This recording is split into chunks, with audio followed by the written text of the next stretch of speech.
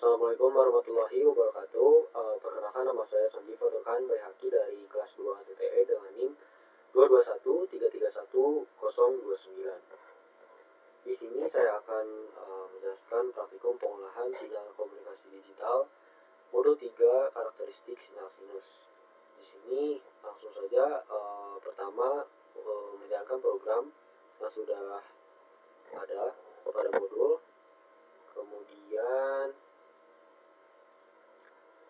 Kemudian kita jalankan terlebih dahulu.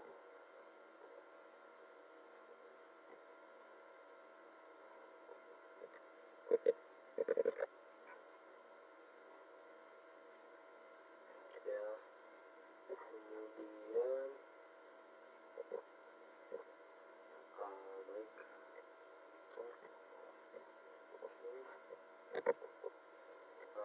Paragraf pertama close all, yaitu untuk menutup Windows sebelumnya, kemudian clear all untuk membersihkan variabel pada workspace sebelumnya, kemudian FS di sini adalah frekuensi sampling 10.000, kemudian FW adalah frekuensi sinyalnya 500, kemudian amplitudenya adalah tinggi gelombangnya 2, kemudian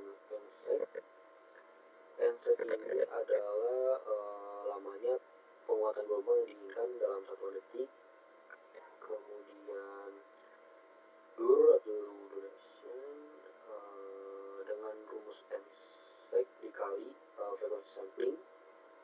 NSET-nya adalah 2, kemudian frekuensi samplingnya 10.000, sehingga hasilnya adalah 20.000.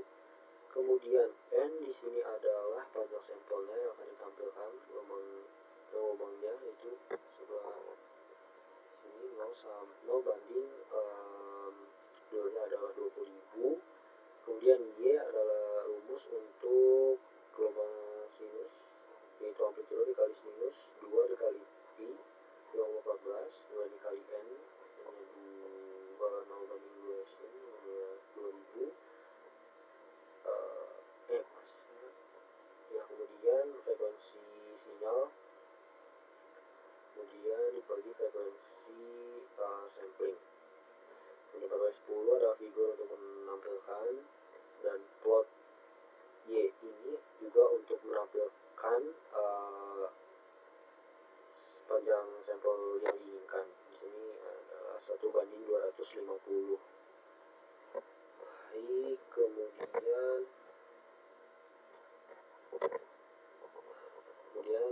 lanjut ke pertanyaannya. Variabel mana yang menunjukkan frekuensi sampling, yaitu F underscore S.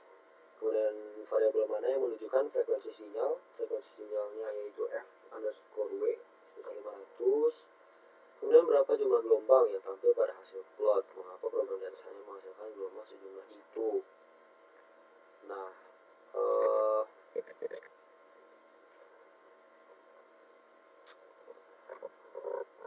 jadi mengapa? Karena jumlah gelombang ini hanya memplot 250 sampel saja. Jadi di sini di kode programnya plot Y-nya adalah 1 banding 250, sehingga hanya menampilkan 250 saja.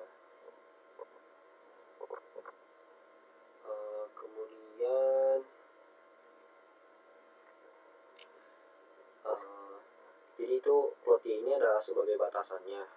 Jadi di sini kan di atasnya itu sebenarnya ada panjang sampelnya itu hingga 20.000, tetapi di baris bawah di sini yang diinginkan yaitu memplot sebanyak 1 banding 250 sampelnya. Kemudian perhatikan kode pada baris ke-11, ganti kode ini agar dihasilkan tampilannya hanya 1 gelombang sinus saja. Nah, pada baris 11 ini untuk menghasilkan 1 gelombang saja itu kita cukup mengganti pada plotnya. Kita bisa mengganti ke 1 1:21.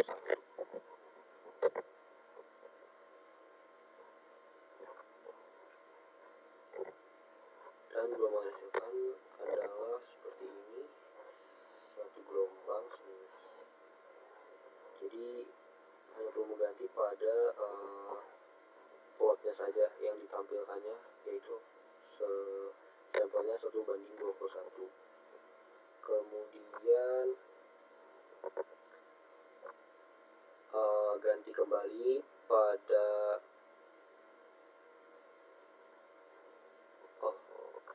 ganti kode pada baris ke-11 dengan plot Y. Kemudian perhatikan tampilannya, menjelaskan mengapa hasilnya seperti itu. Baik, dengan plot Y saja.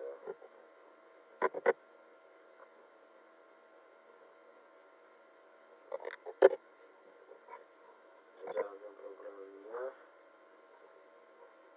Ya. Dan outputnya seperti ini. Mengapa? Karena kita balik lagi ke sebelumnya, yaitu frekuensi sampling.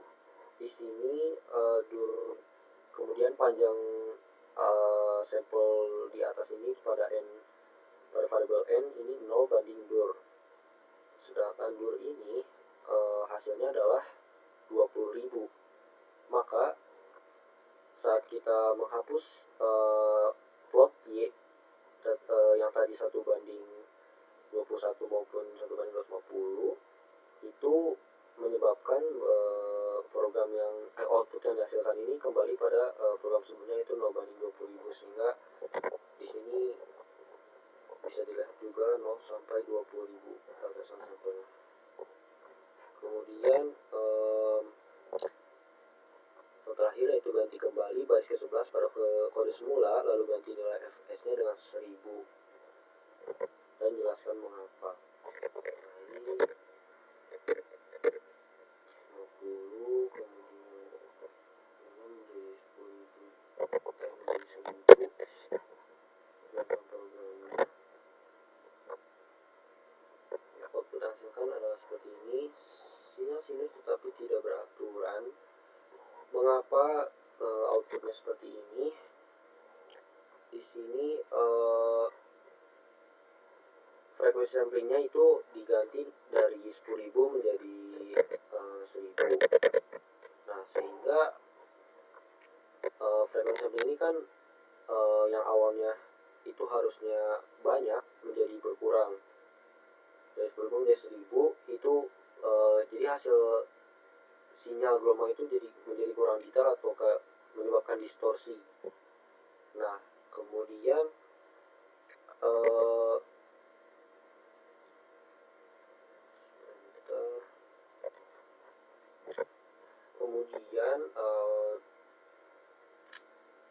gelombang output seperti ini tuh disebabkan karena adanya kriteria Nyquist, di mana frekuensi sampling ini harusnya lebih besar dari 2 kali frekuensi maksimum.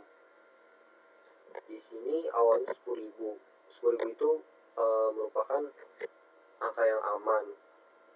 Nah, 1.000 ini masih kurang, sehingga gelombang yang dihasilkan pun menjadi tidak bagus, tidak distorsi. Jika kita kembali ke 10.000, itu sudah cukup 2. Jadi frekuensi sampling ini lebih besar dari 2 dikali frekuensi maksimumnya, sehingga gelombangnya pun yang dihasilkan bagus. Mungkin cukup sekian yang dapat saya sampaikan. Mohon maaf bila ada kesalahan ataupun kekurangan. Wassalamualaikum warahmatullahi wabarakatuh.